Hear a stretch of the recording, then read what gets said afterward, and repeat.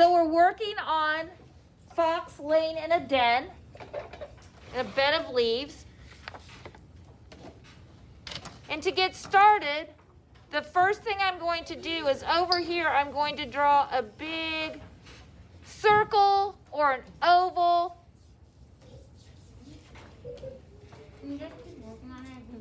Yes. And then, starting over here, I'm going to make like a giant, looks like a letter C or a giant letter U that's looping around. Where this piece ends, I'm coming up like that. It almost looks like a triangle. This is my fox tail. And then this space right here, I can draw my little fox arm. This part is where my triangle nose is. And look, from here to here, I'm drawing 2 lines up, and a triangle, and a triangle, and now I have my cute little fox laying down. I'm going to go over it in a Sharpie. So again, I started by drawing an oval shape. Then I drew a giant U around it, or a letter C. This is going to be his fluffy white tail. And right here I have room to make his little arm. Triangle ear, and the foxes have kind of like a white mask, kind of like that raccoon. So I'm going to outline those eyes. So there is my fox. With a skinnier Sharpie, I'm going to add some little fur lines on his head. And we always like to give those little animals inside ears. And then look, this line's coming this way. So I am going to give a few fur lines, not a lot. Just a few fur lines going around my fox. Kind of fun to have them run off the page just a little bit. Once I've done that, then with my pencil, I'm just going to do it in a Sharpie so it's easier and so you can see it better. I'm going to work in a circle, and I'm going to draw a bed that my fox is laying in. And maybe it's got some sticks with berries on it. Maybe it's got some leaves. But I want to draw them, and I definitely want to give them the veins.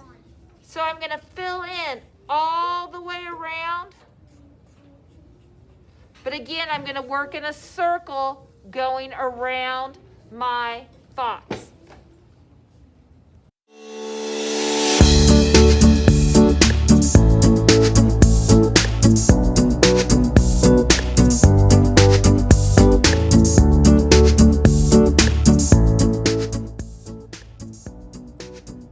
So last week we made these beautiful, beautiful foxes sleeping in a bushy little nest or den. Today, really lightly, if you have a lot of pencil lines, you might try to erase some of those pencil lines.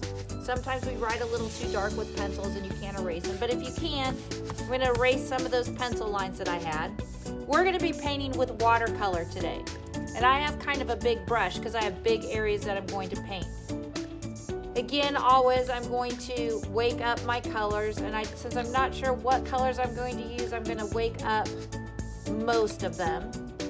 And I love this watercolor set because it has several oranges that we can use. Need to erase a little bit more on my tail. So on our fox, my face is white, so I'm going to start off by painting all the pieces that are orange. because your fox is kind of a brownish orange. And it's totally fine if you want to mix some of those colors together to get a good orange for your fox color. And this paint set has several different oranges that we could use. Kind of like this color.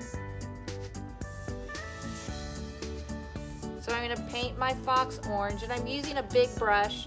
And again, I think it's always easier to outline the area that I want to paint.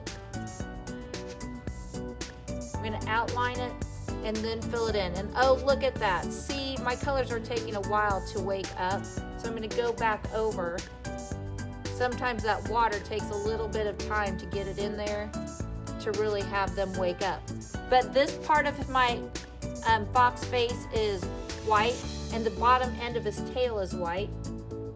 And I don't want to forget his ears. I'm going to go back in with some more of this orange on his face. So you can use a variety of oranges and maybe a little bit of brown to color that. I am going to use just a little bit of black, or you can use your black Sharpie to color in your fox nose. And then my fox's feet are also black. Now, it's tricky. Look, I'm going right by something else that I just painted. So sometimes it's good to have a Kleenex by, because if I get wet watercolor with another color, they'll blend together. So sometimes it's nice just to have a Kleenex by. In case I do that, I can use the Kleenex to absorb where I've messed up. Now for my background. I am going to paint my paper with water.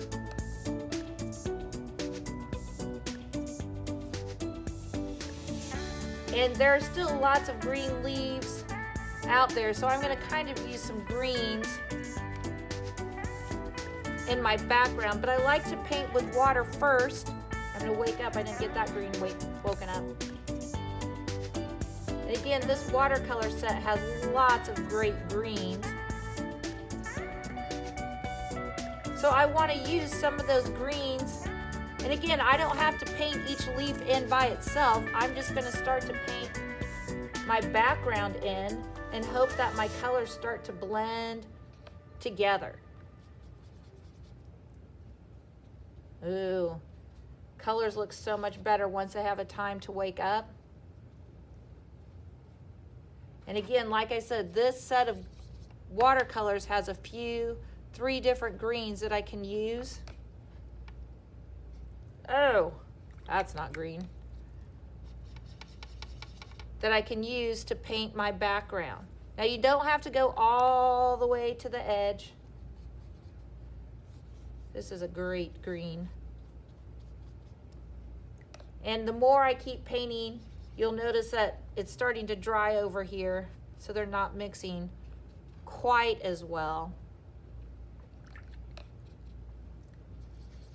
I'm actually going to come back in with a little yellow, kind of creating an ombre.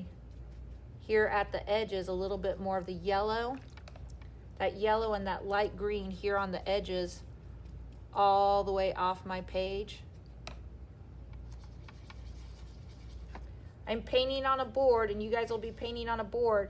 So when you're all done, you just have to put your whole board on the drying rack.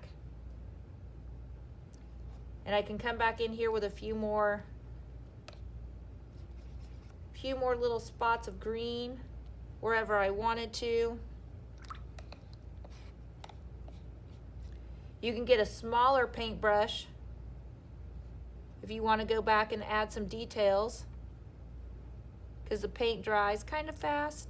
I don't want a lot of details because I like how it's all blending together. But if you want to add some of those leaves in a different color, you could. But there is my fox when I am all done. Again, I'm leaving the eyes white. I'm leaving the tail white. If you get some paint in there, again, we just want to get a little Kleenex to wipe it up. So I paint around your edges first, then fill it in. Then when I painted my background, I painted it with water first, and I used different tints and shades of green, to color. And then I used the light green and the yellow to do my edges.